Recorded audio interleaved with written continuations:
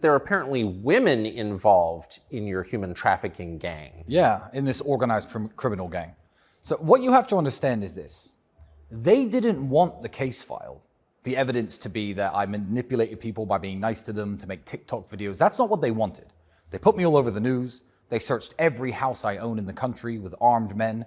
They were looking for victims of something. Yes. They were looking for scorned ex-girlfriends. Any woman to come forward and say that she was hurt by me. They were looking for real evidence. The fact that the case file is so laughable now is just because real evidence doesn't exist.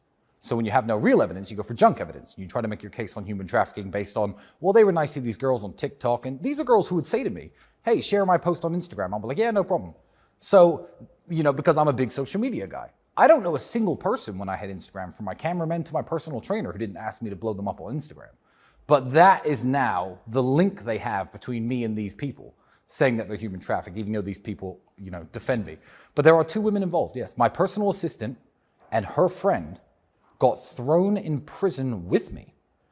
Essentially, their crime was inviting one of the alleged victims to a birthday party that I wasn't even at, that happened in this house.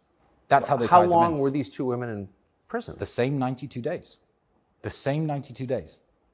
The worst part... Have they been charged? Yeah, along with us. They're part of the organized criminal gang, which is hilarious because Luana, one of the girls, has never, ever, in the whole 6 years I've known her, had a conversation with Andrew once. They don't know each other. Andrew didn't even know her name. And she's apparently a part of this organized criminal gang.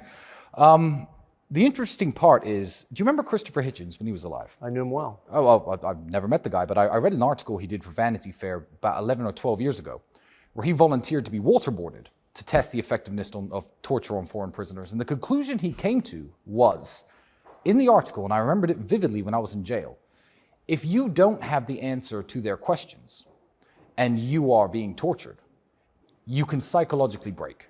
You have to be torturing people who do know the answers. Otherwise, this is an ineffective mode of operating. And essentially, the way I look at the way these two women were treated was they were locked in prison because they know us. They're an attack vector on us. One is my personal assistant, so she knows everything I do. She does airport pickups, pays my electricity bills. And every week or so, they had the keys of freedom dangled in front of them. Are you ready to tell us about the Tate's criminal activities now? And they said no, and they stayed in prison.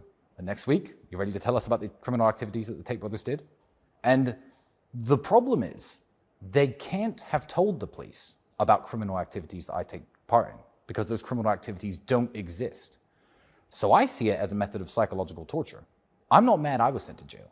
Any notions of being angry at injustice and stuff that I truly have in my soul is for those two girls who went to jail with me, because they didn't deserve it. I mean, I've probably done something in my life that made me deserve something. These are two wonderful people. Wonderful people. And they were sent to prison with me. One for having the crime of being my personal assistant, and one for the crime of knowing me and showing up at parties where these alleged victims who say they weren't victims were at.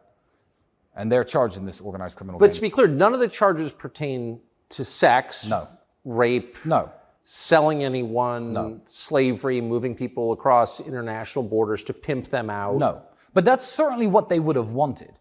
It's not the fact that, as I said, the evidence is junk because they now have to put a case together. But I'm confused as to how what you're being accused of constitutes human trafficking. Well, it's a very loose law.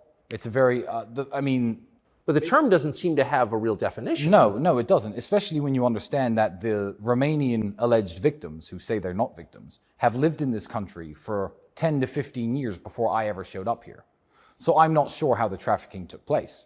But in a very loose way, they had to prove I was doing something with women by coercing them for my financial benefit, which is how we ended up with the TikTok story. Because the real evidence they wanted, maybe the prosecutors, maybe the people who attacked me genuinely thought I was a pimp. Maybe they did when they started this. And they assumed that the perp walk and putting me in handcuffs and walking me in front of the cameras would have women coming forward saying, see, he's part of your gang, he's a human trafficker too. Because I don't even have any allegations of misogyny against me. I've never made a YouTube video and joked about men being better drivers. I've never done any of these things.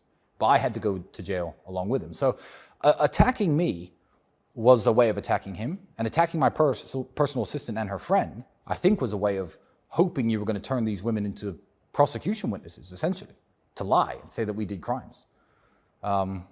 Yeah, it's about Andrew and his message. That's all it's about. And it's the gender role stuff, you think? The gender role stuff, telling men to be men, it's just dangerous for what Andrew calls the matrix, or the deep state is trying to purport on men today. It's very interesting to think that the first man ever banned from discussion in UK public schools is Andrew Tate. Adolf Hitler, you were allowed to talk about him during World War II and after World War II. The leader of Argentina during the Falklands War, Osama bin Laden after 9/11. Terrorists, school shooters, the 7/7 bombers who attacked the subway in London. You were allowed to discuss all these people in school. The first man ever to be banned is a mixed race, a half-black kid from the projects who came up out of the projects and became a multimillionaire. Maybe they just want the working class to stay the working class. Maybe they don't want people like him opening his mouth. Maybe it's because he joked that men are better drivers than women, and he's a misogynist. I don't think it's the third option. I think it's either option one or option two. I think he's dangerous to what people want to purport on the society. And it's as simple as that. It's certainly not because I've human trafficked anyone. That's not why I was in jail. That can't be why I was in jail, because that has never happened. What was it like being in jail with your brother? Remaining in jail is no picnic. But frankly, once they moved me into a room with Andrew, frankly, I quite enjoyed jail. You know, I think that when I got out, I spoke to a girl I knew, and she goes, you know, in 3 years, you'll laugh about this. And I'm like, no, you don't understand. I was laughing in jail, and I'm laughing right now. They might send me back for 5 years for TikTok theft. But TikTok theft. TikTok theft. That's what I'm officially accused of. But frankly, I quite enjoyed it. I feel like me and my brother are very busy people. We live together. We've spent every waking hour together since we were born, essentially. But we have our own lives to live. You know, I've got my daughter. I've got business to run. He's got business to run. We're both at our laptops a lot. We're on our phones a lot. We're on our devices a lot. I said to Andrew after the first month, I said, you know, we may have had more meaningful conversations this month than we would have potentially had this year if we hadn't been sent to jail. So I feel like our relationship is stronger than before. And there's no universe where I can't make Andrew laugh. And you have all the time in the world to play your stupid jokes. So every time someone didn't want to smoke a cigarette, you insult him, you call him names, that's what guys do. Andrew would go out to visit the doctor or the lawyer, etc. I don't know if he's going to be back in 10 minutes or in an hour. And I'd open a pack of cigarettes and stand by the door like this. So the first thing he does when he opens the door is me forcing him to smoke a cigarette. I had all the time in the world to play jokes on him. So I still don't see it as such a negative thing. And people will call me crazy. But it was me and my brother drinking coffee, smoking cigarettes, talking. You know, we have an innumerable amount of stories and experiences and ideas, and he knows things I don't. I know things he doesn't. I'm a Christian, he's a Muslim. We have ideas that conflict, and we debate because we're smart. And I really think it brought us closer together.